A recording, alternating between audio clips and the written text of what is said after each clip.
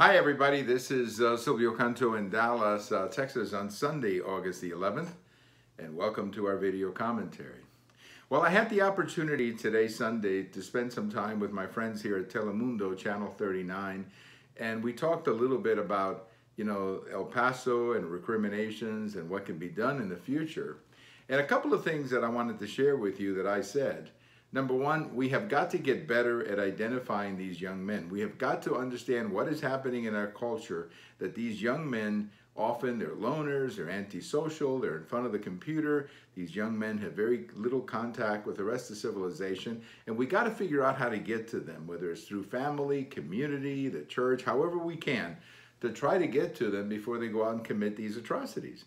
The profile is quite clear who these young men are, and I think we have to do a better job as a culture, as a country, to try to identify these young men.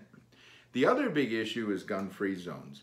All of these shootings have happened in gun-free zones, whether it's a school, a high school, a primary school, a church, now a shopping center, a discotheque. All of these places have a sign on the door that says, "No guns allowed," or a gun-free zone. And yet these crimes continue. Law-abiding citizens go to these places on the assumption that these are gun-free zones. They don't bring their guns, in other words, only to find out when they're inside that somebody shows up with a gun and is shooting at them and they cannot defend themselves.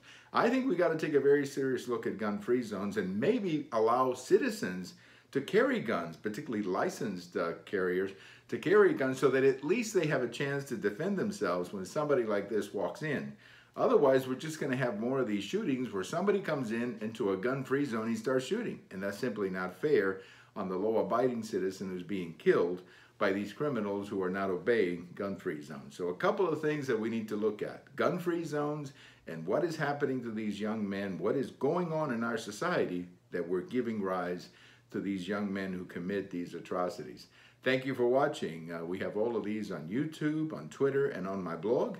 And if today is your birthday, happy birthday. Bye-bye, everybody.